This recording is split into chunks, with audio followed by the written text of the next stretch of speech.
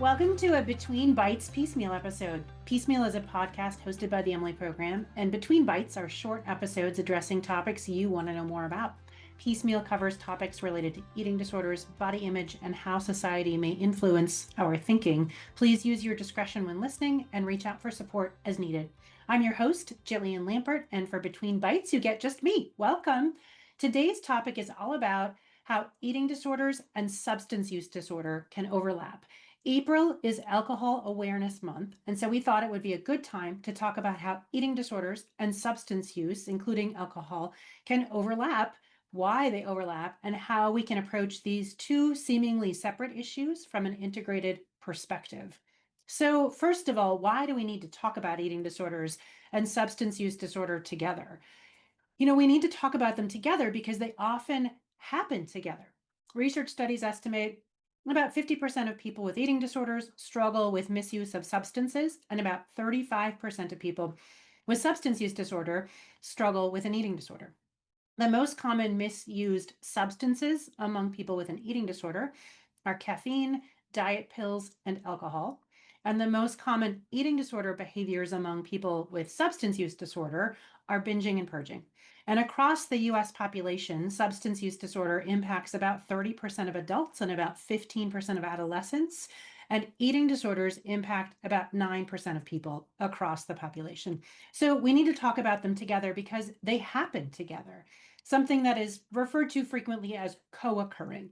And because a lot of people are misusing caffeine, misusing diet pills. And when I say diet pills, we mean things like metabolism boosters, fat burning drinks and supplements, or allegedly fat burning drinks and supplements, other supplements sold to us as ways to reduce our appetite and increase our metabolism. So a lot of folks are misusing caffeine containing foods, diet pills, as well as alcohol. And a lot of people are also restricting their food intake, eating in ways that are fueled by really trying to make the body smaller, and often then lead us to overeat. When we undereat, often that leads us to overeat, which can feel very shameful and can also trigger the whole cycle of undereating and overeating over and over again.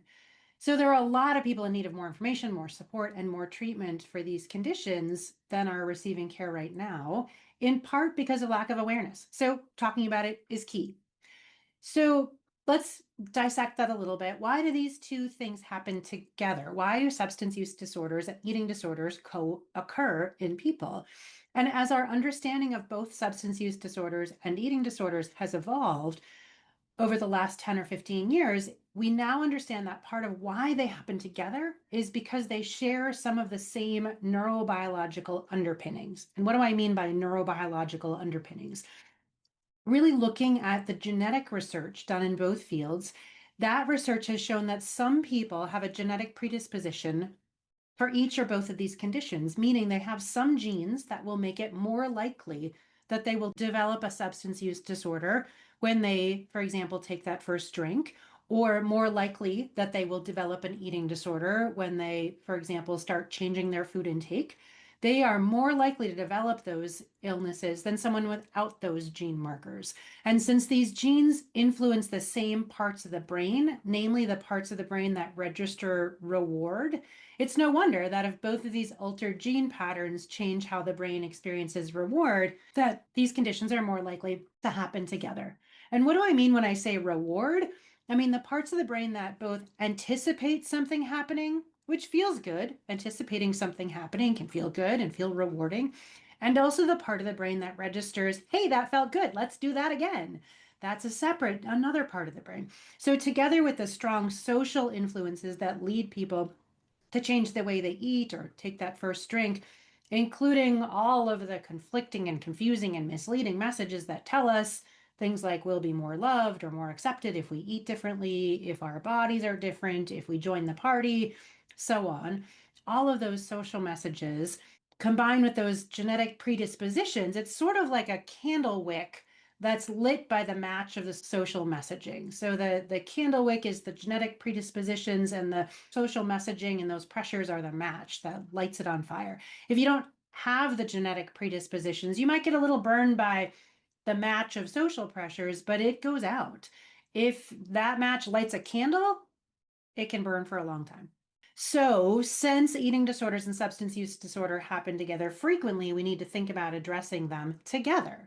So, our treatments for eating disorders and substance use disorders often happen at different organizations, different healthcare organizations. This is in part because of how our healthcare system is set up to have substance use apart from mental health services, and in part because both substance use and eating disorders are illnesses that require specialty care.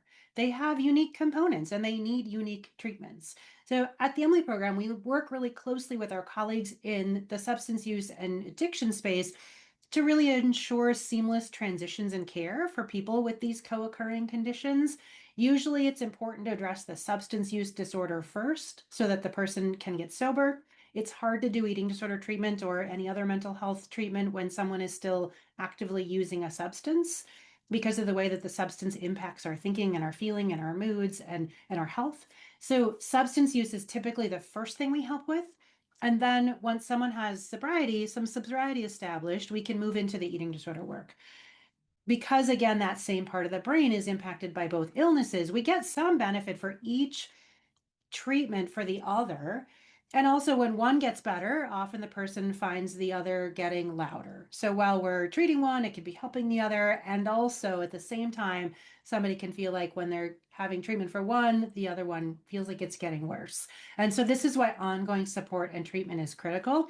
We need to sequence these or combine these interventions so that people get the support they need throughout the recovery process. Lots of people with these illnesses want to sort of like take care of it themselves. These are illnesses that require a support system for recovery. They just do. And if each has a strong social influence in its development, which they do, of course, they each need a strong social support system in recovery. It just follows that that would be a really necessary part of recovery, is having that social support system. So it's why we really encourage people to get help and not just try to sort of tough this out or go it alone or do it themselves. So to wrap up, the main message we want to share is this: it is important to know more and then do more. If you or someone you know is struggling with a substance use disorder or an eating disorder or both, reach out for help. It is never too late. It is never too early. Help is available. And the sooner you reach out, the less time you will suffer alone, or that person will suffer alone. Neither an eating disorder or a substance use disorder is your fault if you have one or both. And nor is it the fault of your loved one if you know somebody struggling with one of those or both of those. No one chooses to have either of these illnesses. The good news is that choosing recovery and having the support of loved ones can be a huge key to health and well-being. Recovery is really hard work, but it's worth it. So we hope this has helped you sort of increase your understanding of eating disorders and substance use disorders during this Alcohol Awareness Month. And as always, if you have a topic you'd like to see discussed on Between Bites, drop us a line and let us know. If you enjoyed today's episode of Piecemeal, please subscribe, rate, or leave a review on Apple Podcasts or wherever you listen. Learn more about us at emilyprogram.com or find the Emily Program on social media. Piecemeal is produced by the amazing podcast team at the Emily Program. Until next time, take care. Thanks for listening.